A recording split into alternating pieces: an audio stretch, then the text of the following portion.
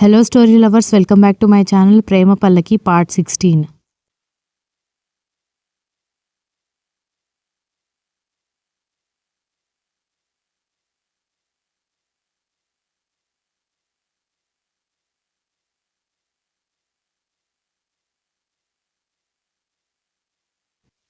Party అయిపోయి గెస్ట్లు మొత్తం వెళ్ళిపోవడంతో అప్పటి వరకు ఎలాగో కంట్రోల్ చేసుకున్న మైథిలి, మహి ఇంకా రేవతి ఒక్క నిమిషం కూడా ఆగకుండా గబగబా పైకి వెళ్ళి రూమ్స్ అన్నీ చెక్ చేయడంతో సత్య ఇంకా ధృతి ఒక రూమ్లో, దితి ఇంకా చందన ఒక రూమ్లో పడుకుని కనిపించడంతో ఊపిరి పీల్చుకుని ఎవరి రూమ్స్లోకి వాళ్ళు వెళ్ళి బాగా అలసిపోవడంతో వెంటనే నిద్రపోయారు.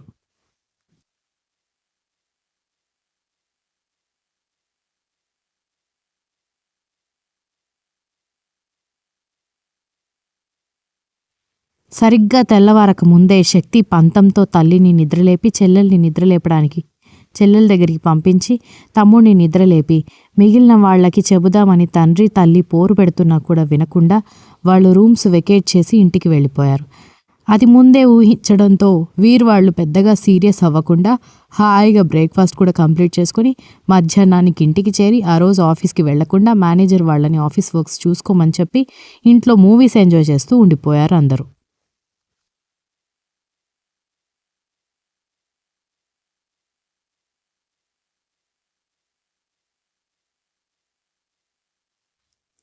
ఇంటికి వెళ్ళగానే ఇంట్లో తల్లిదండ్రులని డ్రాప్ చేసి ఆఫీస్కి వెళ్ళిపోయాడు శక్తి. ఆ రోజు కాలేజ్కి వెళ్లే మూడ్ లేక అన్నతో పాటు ఆఫీస్కి వెళ్ళాడు శివ.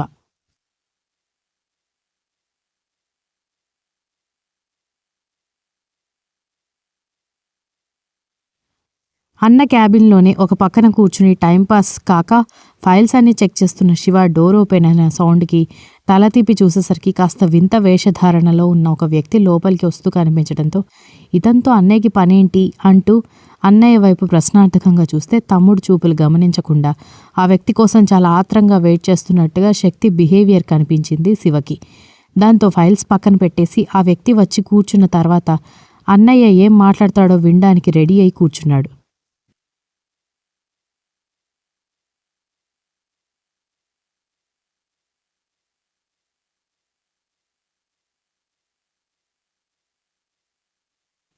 గుడ్ మార్నింగ్ మిస్టర్ శక్తి అంటూ అతను చైర్లో కూర్చోవడంతో గుడ్ మార్నింగ్ మిస్టర్ మిత్ర అని ఇద్దరూ షేక్ హ్యాండ్ ఇచ్చుకున్న తర్వాత చెప్పండి నన్నెందుకు పిలిపించారు అని అడిగాడు మిత్ర. దాంతో తమ్ముడు వైపు ఒకసారి చూసి ఇక్కడ జరిగిన విషయం డాడీకి కానీ మమ్మీకి కానీ సత్యకి కానీ తెలిసిందో వీపు విమానం మోత మోగుతుంది అని తమ్ముడిని ముందే సీరియస్గా చెప్పడంతో శివ గుటకలేస్తూ తల ఊపాడు.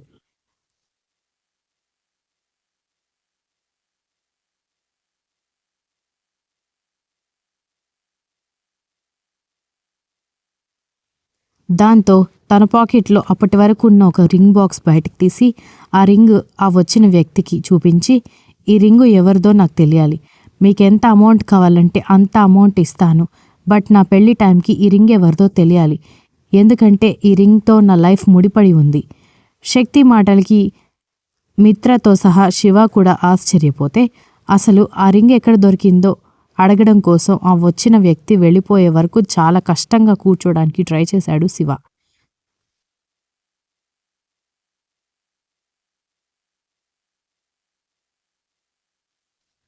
Okay Shakti, that's my duty, but నువ్వు కొన్ని బేసిక్ డీటెయిల్స్ చెప్తే నేను ఫర్దర్గా ప్రొసీడ్ అవుతాను. ఇది ఏ ఏరియాలో దొరికింది, ఏ టైంలో దొరికింది, ఏ సందర్భంలో దొరికింది, ఏ రోజు దొరికింది, ఈ డీటెయిల్స్ కావాలి అని అతను అడగడంతో అవన్నీ టకటక చెప్పేసి ప్లీజ్ ఎంత త్వరగా వీలైతే అంత త్వరగా నాకు ఆ రింగ్ ఓనర్ డీటెయిల్స్ కావాలి అన్నాడు శక్తి. డోంట్ వరీ శక్తి, పెద్ద పెద్ద పెండింగ్ ఉన్న చాలా సాల్వ్ చేసి దాని వెనుక ఉన్న వాళ్ళని పోలీసులకు పట్టించాను. ఈ రింగ్ ఓనర్ ఎవరో తెలుసుకోవడం చాలా సింపుల్ విషయం అని అతను చెప్పడంతో ఆ రింగ్ మీకు కావాలా అని శక్తి అనడంతో అవసరం లేదు, ఒక పిక్చర్ తీసుకుంటాను అని తన మొబైల్లో పిక్చర్ తీసుకుని రింగ్ మళ్ళీ శక్తికి ఇచ్చేసి అక్కడి నుంచి అడ్వాన్స్గా కొంత అమౌంట్ తీసుకుని వెళ్ళిపోయాడు అతను.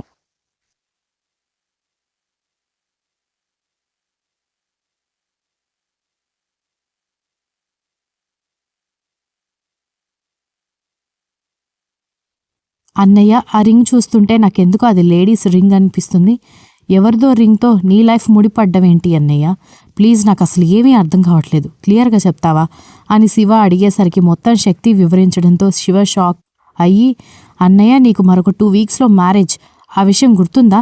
పాపం దితి వదనకి నువ్వంటే చాలా ప్రేమ, తనని హర్ట్ చేస్తావా? ఆ మాటకి శక్త కోపంగా తమ్ముడి వైపు చూసి, నీకేంట్రా తన మీద అంత అభిమానం? రోడ్ మీద కిస్ చేసి మాయ వాళ్ళకి దొరికిపోయి వీడియోలో వైరల్ అవ్వడానికి రీజన్ తనే గనుక రోడ్ మీద అలా కిస్ చేయకపోయి ఉండుంటే ఇప్పుడు దాన్ని పెళ్లి చేసుకునే పరిస్థితి నాకు వచ్చేదే కాదు. అక్కడికేదో ఇంట్లో వాళ్ళు ఇష్టంతో కుదిర్చిన సంబంధం అన్నట్టు అంత ఫీల్ అవుతావు ఎందుకు అని చెప్పి శక్తి బయటికి వెళ్ళిపోవడంతో శివకి చాలా బాధగా అనిపించింది.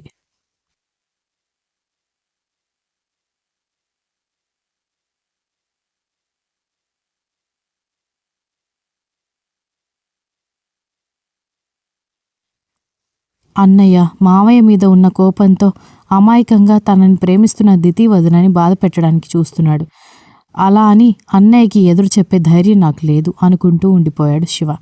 బయటికి వెళ్ళిన శక్తి సరాసరి కాఫీ మిషన్ దగ్గరికి వెళ్ళి స్ట్రాంగ్ కాఫీ తీసుకుని తాగుతూ అక్కడక్కడ తిరుగుతుంటే అప్పటి వరకు బాతాకాని పెట్టిన వాళ్ళు కూడా కంగారు పడుతూ గుడ్ మార్నింగ్ సార్ అని చెప్పేసి ఎవరి డెస్క్ దగ్గరికి వాళ్ళు వెళ్ళి కూర్చుంటే వాళ్ళకి ఎలాంటి రిప్లై ఇవ్వకుండా కాఫీ మీద మాత్రమే ధ్యాస పెట్టాడు శక్తి.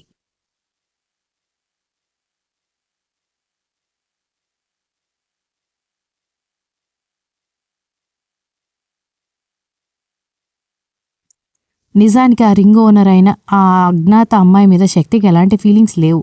తన స్టామినా ఏంటో తనకి తెలియకపోయినా సాటి మనిషికి హెల్ప్ చేయాలనుకుని మెకానిక్కి ఫోన్ చేసింది అన్న అభిమానంతో పాటు దితుతో పెళ్లి తప్పించుకోవాలి అంటే ఇప్పుడు అతని ముందున్న ఒకే ఒక్క మార్గం ఆ రింగ్ ఓనర్ అయిన అమ్మాయిని పట్టుకుని ఆమెని పెళ్లి చేసుకోవడం. దితితో పోలిస్తే ఆ అమ్మాయి మీద కాస్త అభిమానం ఉంది కాబట్టి పెళ్ళయ్యాక ఆ అమ్మాయితో అడ్జస్ట్ అవ్వచ్చు అన్నది అతని ఫీలింగ్.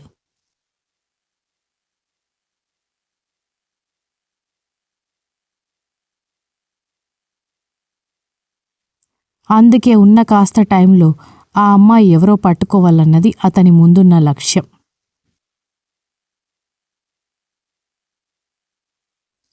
తర్వాత శక్తి వచ్చి వర్క్లో పడిపోతే శివ ఆఫ్టర్నూన్ వరకు ఉండి ఇంటికి వెళ్ళిపోయాడు.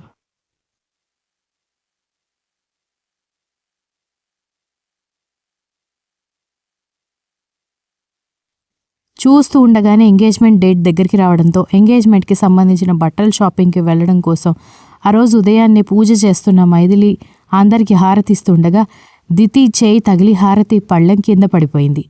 దాంతో అందరూ టెన్షన్ పడ్డారు.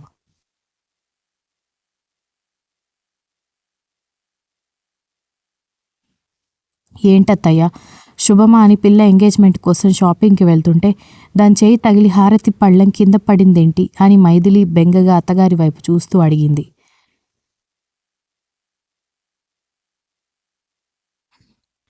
ఇష్టం లేకుండా ముచ్చుమొహం వేసుకుని పెళ్లి చేసుకునే వాడికి కాబోయే పెళ్ళానికి ఇలాంటి ప్రమాదాలు కాకపోతే ఇంకేం జరుగుతాయి మమ్మీ? అసలు పెళ్లి కొడుకే ఇష్టం లేదు. దితి పరువు పోకూడదని మనం ప్రేమించింది కాబట్టి దితి వాళ్ళు చెడ్డవాళ్ళుగా మిగిలిపోకూడదు కాబట్టి ధృవ మామయ్య వాళ్ళు ఒక ఒప్పందంలాగా ఈ పెళ్లిని చేస్తూ ఉంటే ఇలా కాక ఇంకేం అవుతాయి అంటూ వంశీ అనడంతో మైథిలి కోపంగా కొడుకు వైపు చూస్తే తలదించుకున్నాడు.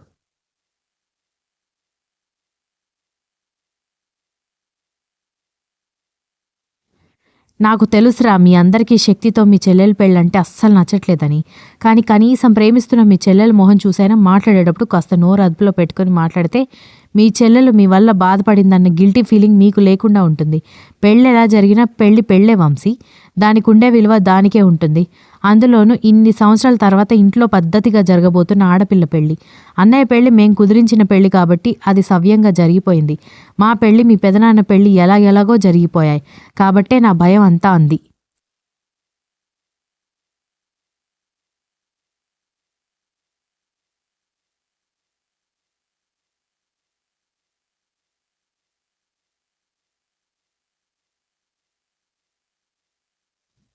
మమ్మీ నువ్వు అనవసరంగా ఎమోషనల్ అవుతున్నావు.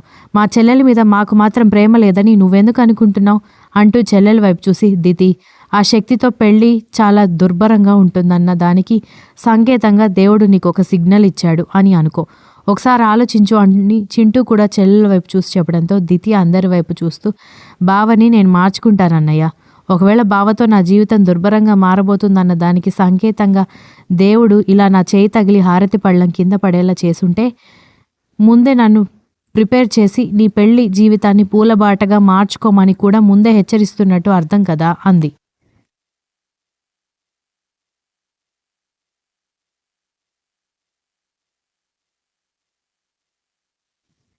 కూతురి సమాధానానికి మైథిలి ఇంకా మహి ఇప్పుడేం మాట్లాడతారు అన్నట్టుగా కొడుకుల వైపు చూస్తే వాళ్ళు అసహనంగా మొహాలు తిప్పుకొని, నీకు అంత నమ్మకంగా ఉంటే మేం మాత్రం ఏం చెప్పగలుగుతాం, పదండి షాపింగ్కి, టైం అవుతోందంటూ అందరూ బయటికి కదలడంతో మైథిలి అక్కడితో భయాన్ని వదిలేసి దేవుడికి నమస్కారం పెట్టుకుని వెళ్ళి కారులో కూర్చుంది. Continuous. If you like the story please like, share, comment and don't forget to subscribe.